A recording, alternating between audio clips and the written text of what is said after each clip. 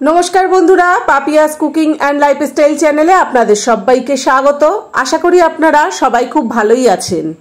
आजके आमी झिंगे आलू दिए गरमकाले खावार उपयुक्त हालका पातला रुई माछेर झोल रान्ना करे देखाबो आपनादेरके। तो आमार एई भिडियोटा ना टेने शेष पर्यन्त पुरोटा देखबेन। भालो लागले अवश्यई करे लाइक कमेंट शेयर करबेन और आमार संगे थेके देखते थाकुन। बाच्चा थेके बड़ो सबार खावार उपयुक्त झिंगे आलू दिए हालका पातला रुई माछेर झोल आमी किभाबे रान्ना करछि। आजके गरमकाले खावार उपयुक्त झिंगे आलू दिए पातला रुई माछेर झोल रान्ना करे देखाबो आपनादेरके। तार जोन्नो एखाने 5 पिस रुई माछ नियेछि और माछे परिमाण मतो नुन और हलुद दिए दिलाम। एबार नुन और हलुद माछे खूब भालोभाबे माखिये नेब।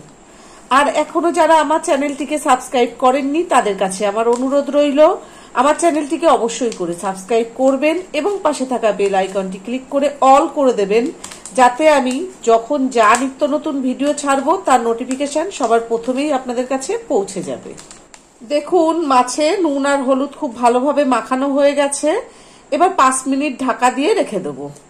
रान्ना शुरू करবার आगे देखिए नी एखाने 8-10টা কাঁচা পাকা লঙ্কা আছে। এই লঙ্কা আর এক টুকরো আদা শিলে বেটে নেব। আমি শিলে বাটবো, আপনারা চাইলে মিক্সিতেও পেস্ট করে নিতে পারেন। এখানে আমি আরেকটা বাটি নিয়ে নিয়েছি। এবার এই বাটিতে এই চামচের 1.5 চামচ ধনের গুঁড়ো দিয়ে দিলাম। এই কাঁচা পাকা লঙ্কায় তো খুব একটা ভালো কালার হবে না, কালারের জন্য একটু কাশ্মীরি লঙ্কার গুঁড়ো দিলাম। 1/2 চামচ হলুদ দিলাম। এবার অল্প করে একটু জল দিয়ে মশলাটা ভিজিয়ে রাখবো। আমি এখানে ধনের গুঁড়ো ব্যবহার করছি, আপনারা চাইলে বেটে নিতে পারেন। আমার এই ধনের গুঁড়োটা বাড়িতে তৈরি করা, আমি নিজেই তৈরি করে নিয়েছি, সেই জন্য ধনের গুঁড়োটাই ব্যবহার করছি। আর এখানে কিন্তু আমি কোনো জিরের গুঁড়ো ব্যবহার করব না, আপনারা চাইলে একটু জিরের গুঁড়োও দিতে পারেন। এই জল দিয়ে একটু ভিজিয়ে রাখলাম। 5 মিনিট হয়ে গেছে। আমি গ্যাসে কড়াই বসিয়ে দিয়ে কড়াইটা গরম করে কিছুটা সরষের তেল দিয়ে দিয়েছি। তেলও গরম হয়ে গেছে আর কড়াইয়ের গায়ে খুব ভালোভাবে মাখিয়ে দিলাম। এবার এই তেলে একটা করে মাছ দিয়ে মাছটাকে ভেজে নেব। আমি এখানে সরষের তেলে মাছের ঝোলটা রান্না করছি, আপনারা চাইলে কিন্তু রিফাইন তেলেও রান্নাটা করতে পারেন।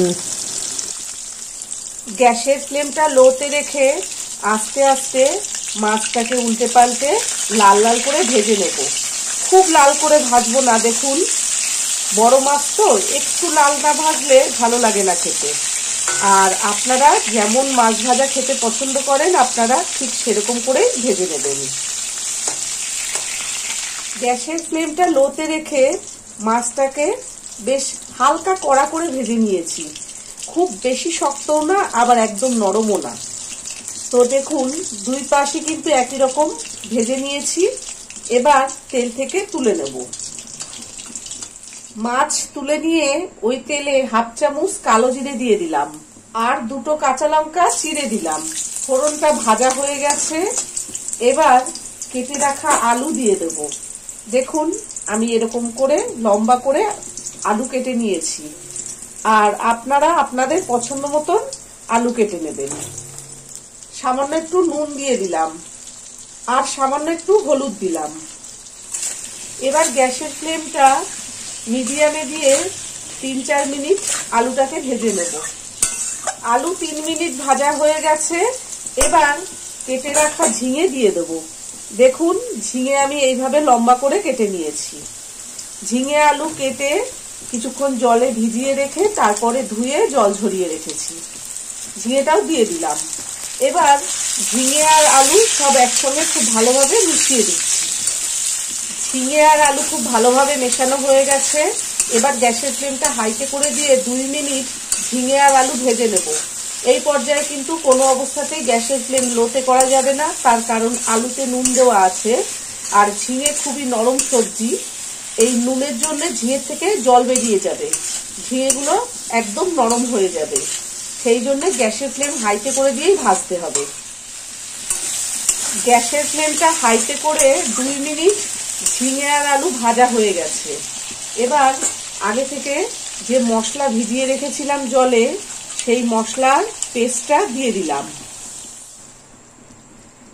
আদা আর কাঁচা পাকা লঙ্কা বেটে রেখেছিলাম, সেইটাও দিয়ে দিলাম। এবার এই সব মশলা আলু আর ঝিঙের সঙ্গে ভালোভাবে মিশিয়ে দিচ্ছি। আপনারা চাইলে কিন্তু টমেটো দিতে পারেন এর মধ্যে, আমি টমেটো দেব না। আমি একটু হালকা রান্না করতে চাইছি, যেহেতু প্রচন্ড গরম পড়েছে, সেই জন্য একটু হালকা করে রান্নাটা করব। আর গ্যাসের ফ্লেমটা মিডিয়ামে দিয়ে মশলাটা আলু আর ঝিঙের সঙ্গে কষিয়ে নেব। 5 মিনিট ধরে মশলা ঝিঙে আলুর সঙ্গে খুব ভালোভাবে কষিয়ে নিয়েছি।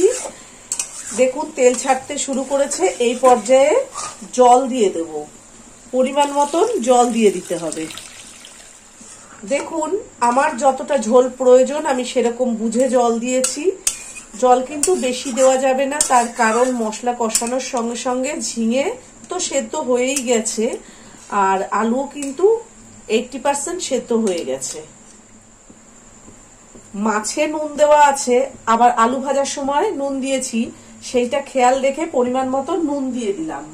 মাছেও হলুদ দেওয়া ছিল, আলু ভাজাতেও হলুদ দিয়েছি, মশলাতেও হলুদ দিয়েছি, সেইটা খেয়াল রেখে সামান্য একটু হলুদ দিলাম। যেহেতু সবজি দিয়ে মাছের ঝোল, সেহেতু আমি তো একটু চিনি দেবই, আর আপনারা যদি চিনিটা না খেতে চান তাহলে বাদ দিয়ে দেবেন। এবার এই নুন চিনি হলুদ ঝোলে খুব ভালোভাবে মিশিয়ে দিলাম, আর গ্যাসের ফ্লেমটা হাইতে করে দিয়েছি যাতে ঝোলটা তাড়াতাড়ি ফুটে ওঠে। দেখুন ঝোল ফুটে উঠেছে। এবার আপনাদেরকে একটা আলু কেটে দেখিয়ে দিই। আলু কিন্তু প্রায় সিদ্ধ হয়ে গেছে, দেখতে পাচ্ছেন নিশ্চয়ই। আলু একদম সিদ্ধ হয়ে গেছে, আবার ঝিঙে তো সেদ্ধ হয়েই গেছে। ঝিঙেগুলো খুব কচি ছিল, একদম সেদ্ধ হয়ে গেছে। এইবার এই পর্যায়ে ভেজে রাখা মাছ ঝোলে দিয়ে দেব, আর মাছের সঙ্গে 2 কাঁচা পাকা লঙ্কা দিয়ে দিলাম। এবার মাছটাও ঝোলে খুব ভালোভাবে মিশিয়ে দিলাম। আমি কিন্তু অনেক জল দিইনি, আপনারা দেখেই বুঝতে পারছেন ঝিঙেগুলো সব উপরে ভেসে উঠেছে, খুব বেশি জল কিন্তু আমি দিইনি।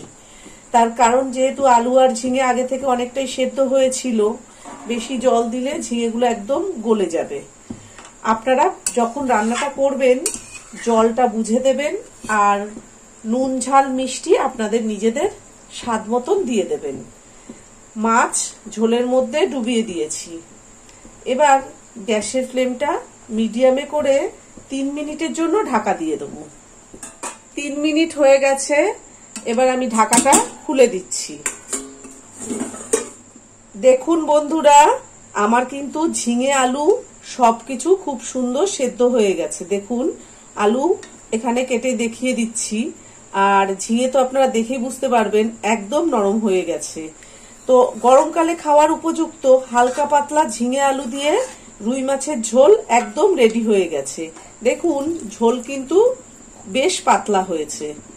তো এবার আমি গ্যাস নিভিয়ে দেব, দিয়ে গরম গরম পরিবেশন করে দেখাবো আপনাদেরকে। দেখুন বন্ধুরা, ঝিঙে আলু দিয়ে হালকা পাতলা রুই মাছের ঝোল আমার রেডি হয়ে গেছে। আর আজকে আমি যেভাবে এই মাছের ঝোল রান্না করলাম, আপনারা বাড়িতে ঠিক এইভাবেই রান্নাটা করবেন, করে গরম গরম ভাতের সঙ্গে খাবেন। আশা করি আপনাদের খুব ভালো লাগবে। ছোট থেকে বড় প্রত্যেকেই খেতে পারবেন। এই রকম মাছের ঝোল গরমকালে খেলে কারোর কোনো অসুবিধা হবে না। তো আজকে আমার ভিডিওটা আপনাদের কেমন লেগেছে সেটা অবশ্যই কমেন্ট করে জানাবেন। ভালো থাকবেন, সুস্থ থাকবেন, ধন্যবাদ।